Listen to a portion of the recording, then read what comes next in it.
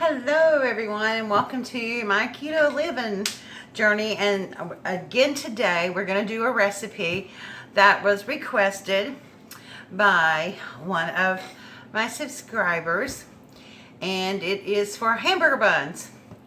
And and you can use them for hamburger buns, but you can also use them for anything else too. So before we get started, I thought I would share a little bit about my journey and how it's going for me. I have been pretty much sticking to my diet.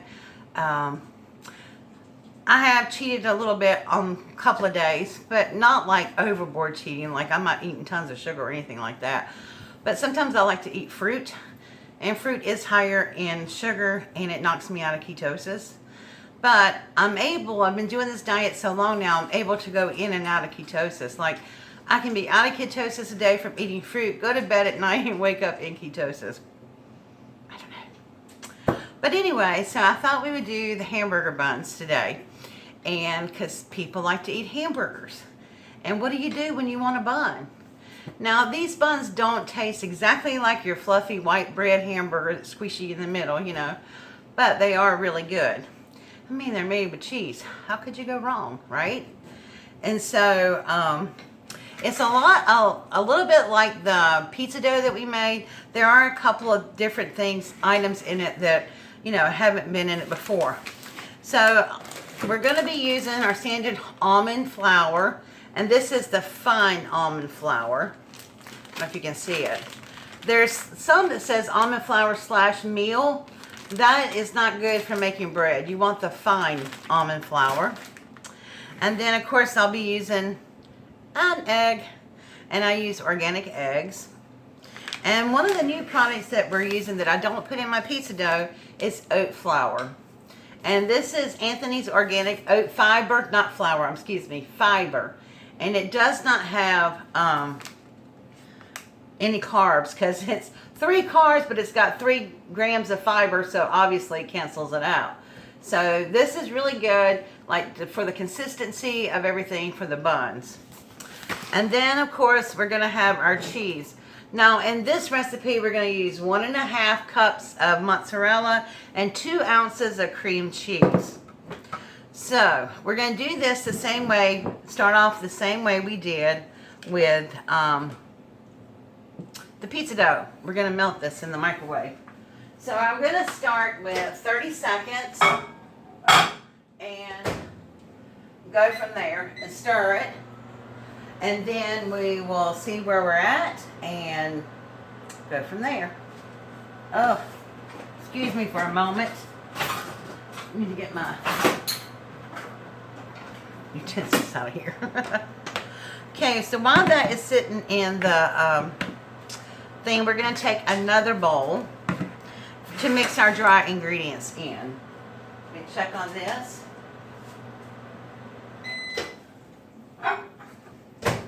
I paused it last time, so I didn't really show you. This is about 30 seconds worth, so it's not quite melted enough.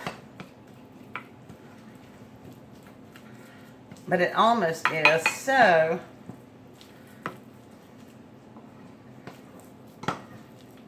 we're going to put it back in there for probably another 30 seconds. It's just softened. We're going to put this back in here for another 30 seconds.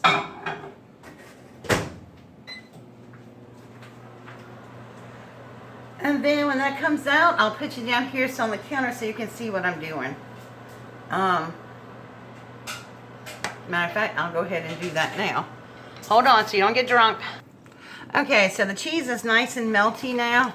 I'm going to stir this up. Try not to let it get too cool. So first of all, what I'm going to do is take my 1 1/4 cup of almond flour and my 2 tablespoons of oat fiber, and I want to mix those up really good with each other because I really don't want a whole lot of lumps in this, because you really do kind of want it to be smooth. So I'm just going to mix those together.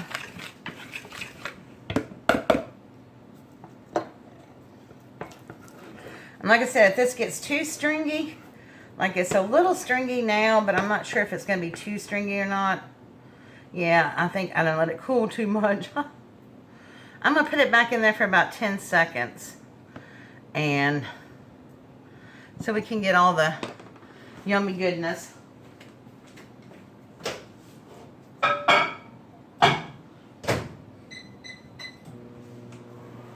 You really just want to try to keep it nice and gooey consistency. Let me move all these out of the way.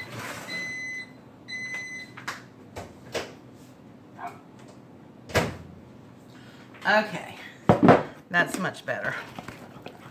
Now, what we're going to do is add some of this in. I'm going to mix this up pretty good as I'm taking it out because I don't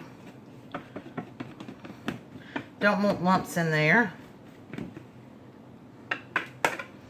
And the reason I'm putting the oat flour in there before the egg is because I don't want my egg to scramble. And it might scramble if I just put it in there. I forgot to do this up here. So we're going to do that. And then we're going to start mixing this all up to incorporate everything. And eventually I'm going to get my hands in there because there's really no other way to do it. Now, some people I've seen do recipes similar. They put theirs in a food processor. For me, the cheese gets too cold, and then you wind up having to keep freezing it. Heating it over again. And I don't want to cook my egg so much. So now it's like a sticky dough consistency. So I'm going to go in here with my fingers and just try to get that all worked in there. Because you want to make sure all your flour is worked in. And you're not leaving any of it on the bowl. So I'm scraping all this off. And just working the flour in the dough.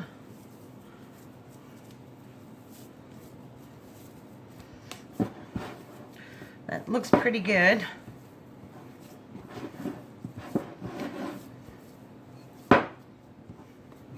So now I'm going to scrape all the extra dough off my hand and try to get it back in this ball here. And I'm going to rinse my hands off. And I forgot to tear a sheet of saran wrap. See, this is a little different. Got to tear a sheet of saran wrap, so I need to do that right quick.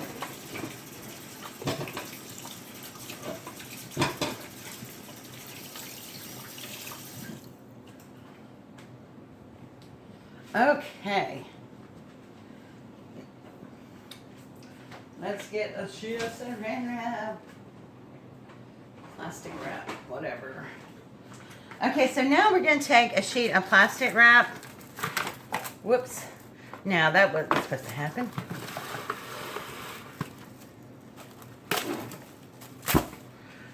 And I'm going to lay it over top of the bowl like this. I don't want to get my hands sticky anymore. And flip it out into the plastic wrap. If it'll come out. And I see I made it before. I didn't have any problems doing that. Oh man, now I'm going to get my hands nasty again. Okay. So once you get all this mixed up, you're going to mix this up and you're going to wrap it up in plastic wrap. Sometimes like you do normal dough. Get this out of the way. Like you do normal dough, you mix it up. And I'm going to put this in the freezer until the oven preheats. So we're going to put this on bake at 400.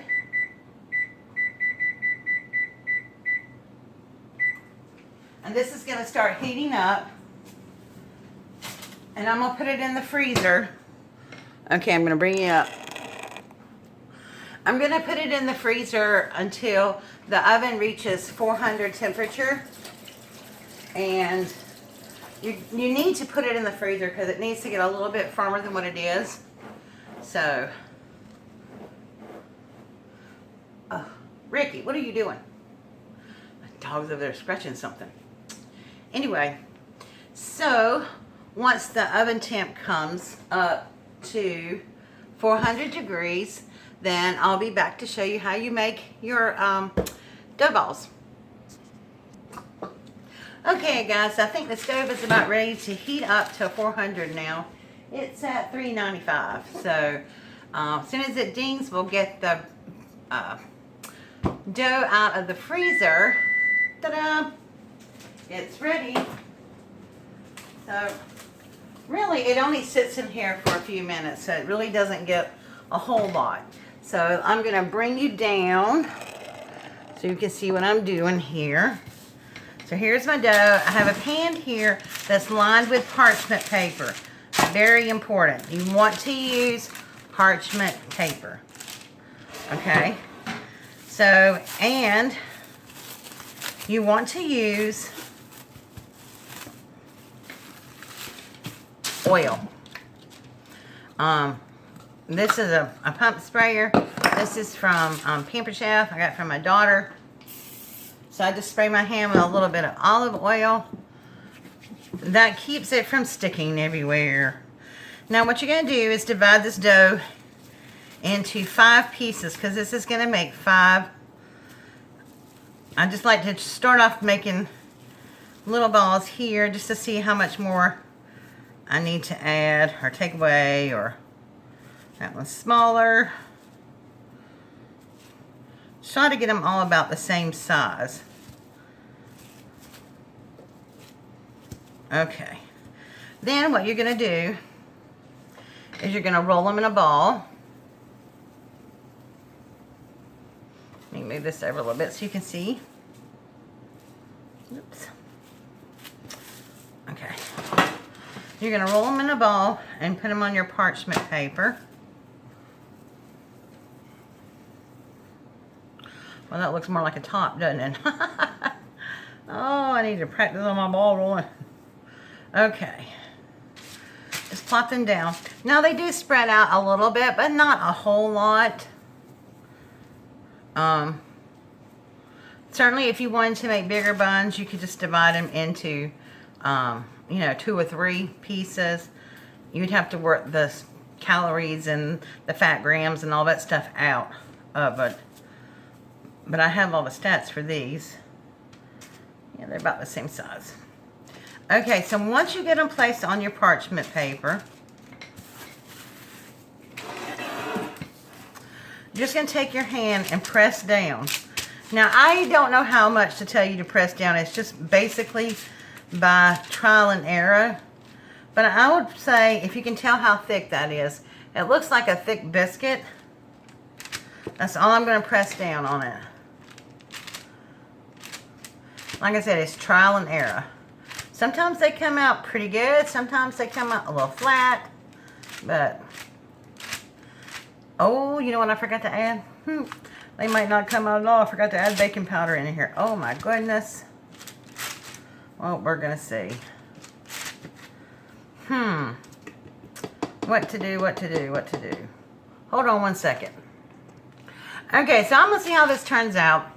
What I do is I'm just putting a little pinch of baking powder on each one of them, because it only called for 1 teaspoon for the whole recipe. And I'm just rolling the baking powder in it and pressing it out. And then rolling it back into a ball. Hey, improvise, right? I am not a professional chef.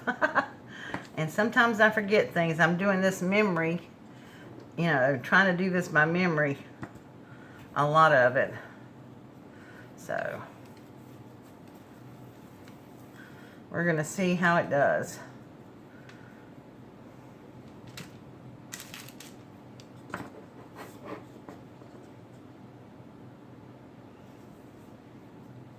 So don't forget, when you make yours, make sure you put your baking powder, or it's either baking soda or baking powder. Either one will do. I usually use baking powder.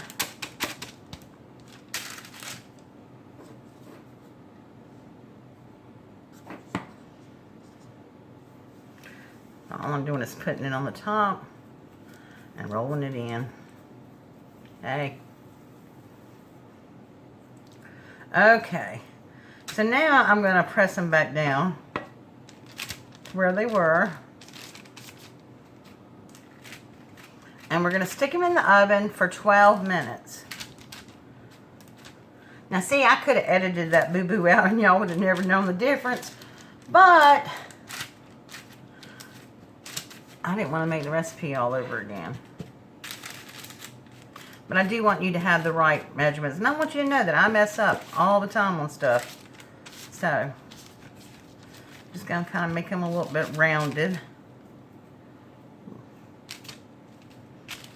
So they'll come out looking like buns, hopefully. Okay, so we're going to put this in a 400-degree oven for 12 minutes. And let's do timer. Well, first we're going to turn the, we're going to set the timer.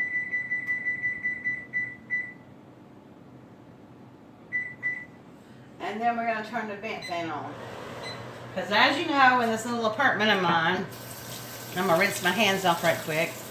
And I'll put you back up and talk to you.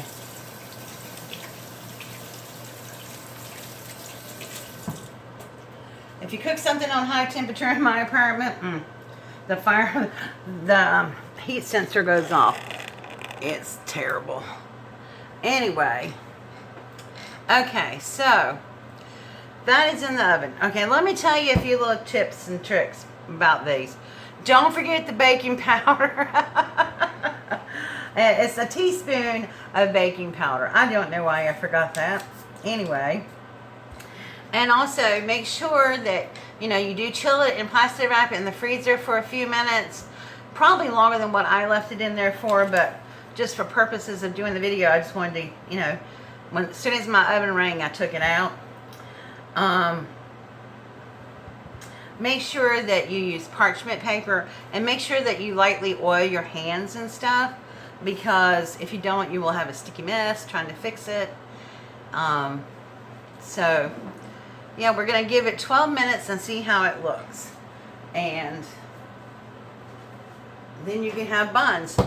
Now, I'm not making hamburger with my buns. I actually have some, made some mojo pork. And it smells incredible. I made it in my crock pot. My little Pampered Chef rock crock. I love it because it has a big container you can put in there. It has a small one. And I got the small one in there now. But it smells good. I wish I could smell my kitchen right now. It smells really good. So let's look and see what the buns are doing. They're not doing too much right now. Alright guys, so just hang on real tight and I'll be right back as soon as we get them out of the oven. Okay guys, I'm about ready to take these out of the oven now. I won't be able to do anything to them until they completely cool. I mean, you have to let them completely cool off before you can go into them. I am going to tell you, they did not rise that well. But that's okay, they're still good. I'm just looking to see how brown they are. And I think they're about ready to come out.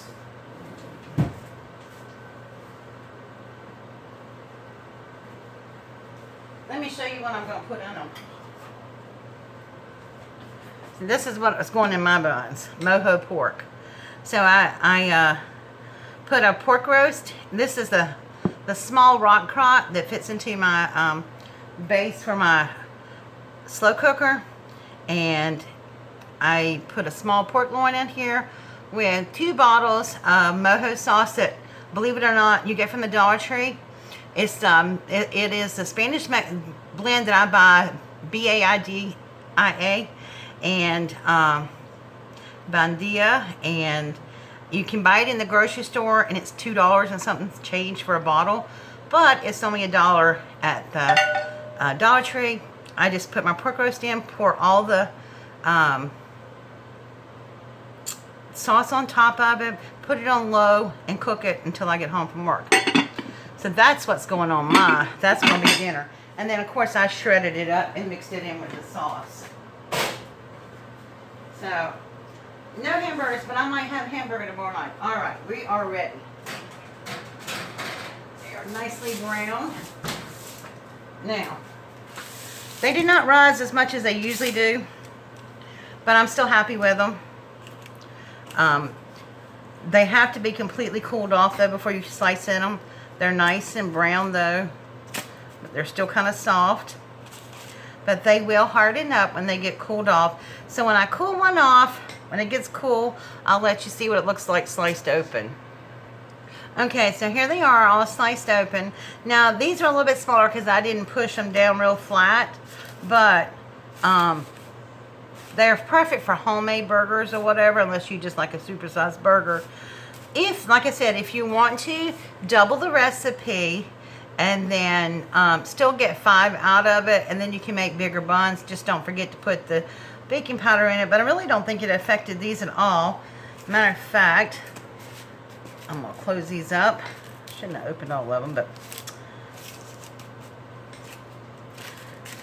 they smell really good. Now I'm going to put these in an airtight container when they get finished cooling off. And let me show you what I'm going to do. I'm going to put some little... I'm going to show you how I fix mine tonight. I'm going to put some spicy mustard on here because I think that'll go well with the pork. And then I'm going to take my little bun over here and put me some little pork on it. I'm excited because I've been waiting on this all day. Move, doggy. I'm just going to put a little bit more mustard on here. I could put mayonnaise, but there's a lot of fat in there from the pork. Put the top on it. And let's give it a taste. Looks good.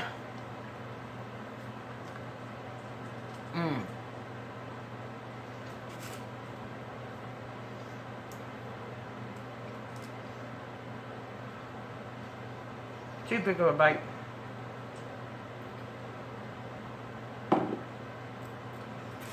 They're really good. The bread's got a very good consistency. Now I will say it is a little bit more dense than a regular hamburger bun, but the dogs are begging me down here. But it's really good, and the texture is really good on them. So what you're going to do is when these completely cool, you put them in an airtight container, and they will stay in the refrigerator for about 7 to 10 days. Alright guys, thank you so much for watching Keto Living with me, Hamburger Bun Edition. So if you have a recipe that you would like for me to try to make keto friendly, please just leave a comment below in the comment section and I'll see what I can do.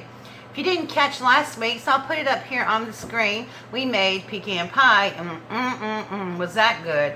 I took mine to church and boy, I'm glad I got a little piece of it because that's all that was left. And everybody ate it, keto and non-keto.